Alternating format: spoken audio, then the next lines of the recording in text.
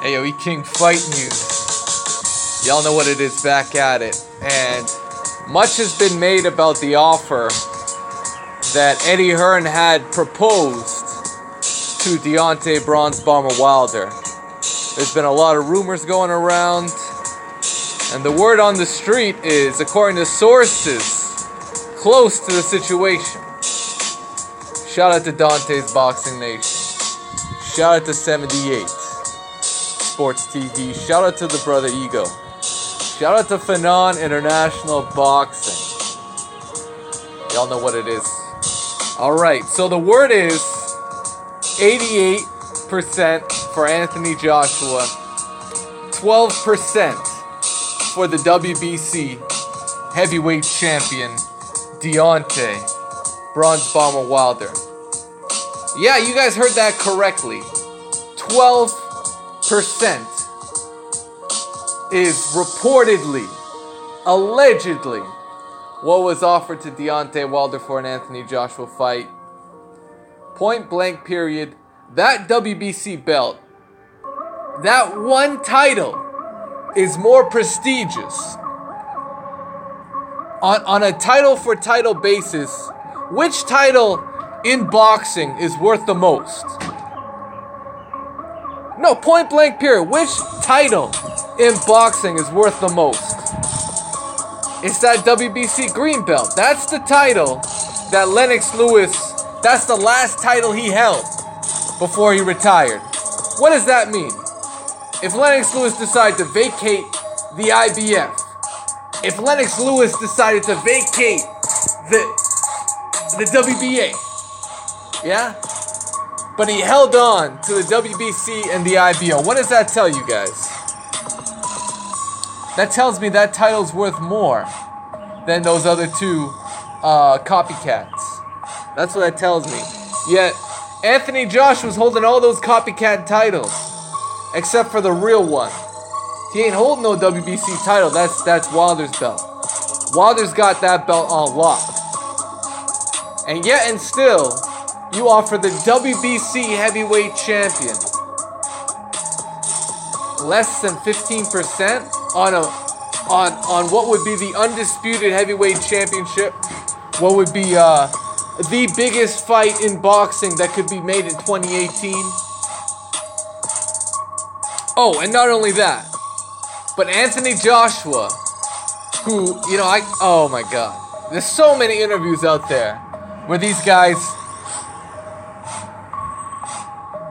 just talk out of their ass. They don't make sense. Do you guys remember Anthony Joshua saying, "Oh man, I'm about my business. I conduct my business behind closed doors. I conduct my business behind closed doors. I don't get out here in the media." Yet and still, you want to come straight to the media before an offer is made and say, "Hey, Wilder, you got an offer coming your way. It's a great offer, Wilder. It's over the moon.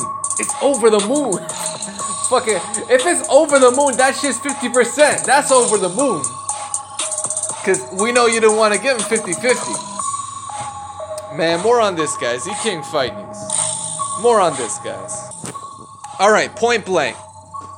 As we all know, Anthony Joshua fought Joseph Parker. This is what he did for 12 rounds. He missed. He missed a whole lot of shots. That's a left hook. He also missed his right hand. Oh my God. Hold on a second now. Alright, back at it. Let's get it. He also missed that right hand plenty of times. In fact, I can't even remember a round where Joshua landed a right hand that stunned or hurt Joseph Parker. I saw the whole fight damn near 2 times. Was there one round that Joseph Parker was stunned or hurt badly? No, there wasn't. It was a very competitive fight where Joseph Parker was forced to fight off the back foot due to Joshua's reach advantage and his physicality, and due to the referee. For the most part, Parker was forced to fight on the back foot and use his boxing skill, his craftiness, and his ability. And what happened was, he schooled Joshua in terms of just landed punches. I mean, Joshua, he didn't land anything. Like, it's like he's hitting a lot of air, but did he really land shots that were clear eye-catching blows? Not really, except for the jab. He landed some jabs. I'll give him credit for that. He landed a good jab. But I mean, okay, compare and contrast to Deontay Wilder. You know, Mike Tyson saying he's not impressed with Joshua's performance. He was more impressed with Deontay Wilder. So Wilder's coming off the better performance, fighting the better guy, scores a thrilling knockout in what was a classic war between Wilder and Ortiz.